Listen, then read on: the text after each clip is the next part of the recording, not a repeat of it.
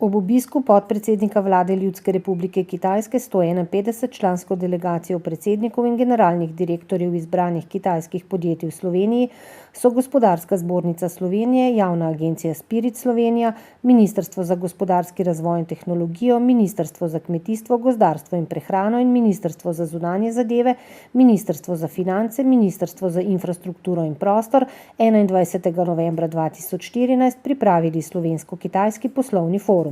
Dogodka se je udeležilo več kot 220 slovenskih gospodarstvenikov. Udeležence foruma so uvodoma pozdravili magister Samo Hribar Milič, predsednik Gospodarske zbornice Slovenije, Yang Zhengwei, predsednik Kitajskega sveta za promocijo zunanje trgovine, magister Dejan Židan, podpredsednik vlade Republike Slovenije in minister za kmetijstvo, gozdarstvo in prehrano, ter Wang Yang, namestnik predsednika vlade Ljudske republike Kitajske, ki je v svojem pozdravnem nagovoru poudaril, da priložnosti za sodelovanje vidi zlasti na področju kmetijstva, turizma in zelenih tehnologij, izrazil je tudi interes za oblikovanje javno-zasebnih partnerstev, zlasti pri pristaniščih, letališčih in v energetiki. Predsednik Gospodarske zbornice Slovenije pa je uvodoma med drugim dejal: Današnjim predstavitvenim poslovnim razgovorom verjamem, da bodo sledili nadaljnji, poglobljeni taki razgovori in obiski, ki bodo v doglednem času prispevali k novim poslovnim povezavam.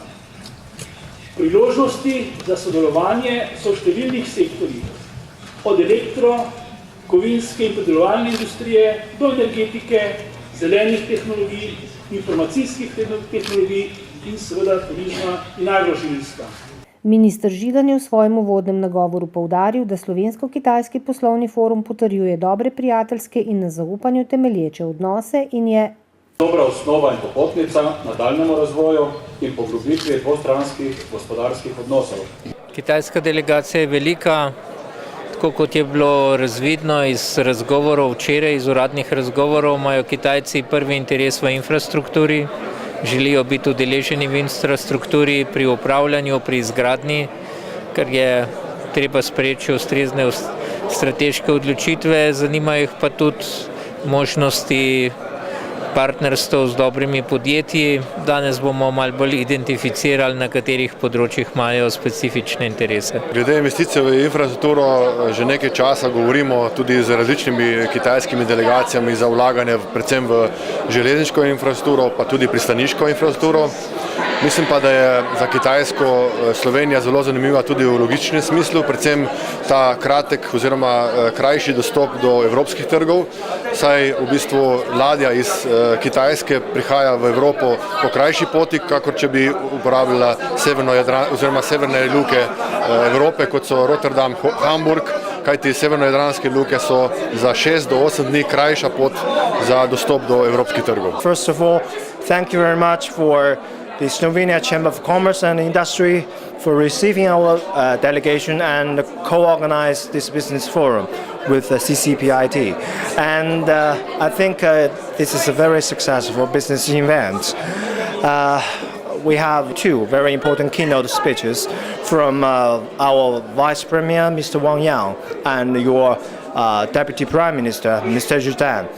They all provided with very strong confidence for the cooperation between China and Slovenia. And this time, CCPIT has organized a huge Chinese business delegation, which comprises of about 150 Chinese businessmen covering various of areas, covering from the ICT, road construction, railway construction, port construction to the banking sector. Most of the delegates have very strong interest in doing business with their Slovenian potential counterparts. I think after this session for speeches, we'll have the B2B meetings. I am very confident that after the B2B meetings between the enterprises of the two countries, we'll figure out more potential opportunities, especially in the fields of port construction, railway construction, and also the banking sector. Jaz Kitajsko gledam kot poligon, neskončno velik, se itak že večji od Amerike, ne? kjer se pravzaprav vse stvari dogajajo. Se pravi razvoj, bodočnost, tehnologija in neskončno velik trg. To pa mi podjetniki želimo. Moramo omeniti, da podjetje Radgonske Gorice kot najstarejša klet v Sloveniji nekako aktivno sodeluje z kitajskim trgom zadnja 3 leta. Se pravi, gre še trenutno za eno pionirsko fazo, še vedno nekih novih navezovanj stikov. Dejansko izvoz že vršimo, torej prodajamo k končnemu kupcu, ampak se pravi za tiste končne cilje, za uresničitev končnih ciljev, pa še mislim, da bo potrebnih nekaj korakov oziroma par obiskov Kitajske. Želje, jaz mislim, da so kot vsako podjetje si želi, se pravi, čim več izvoziti, ter tudi, se pravi, predstaviti tako svoje podjetje, svoj izdelek, kot tudi na koncu državo Slovenije.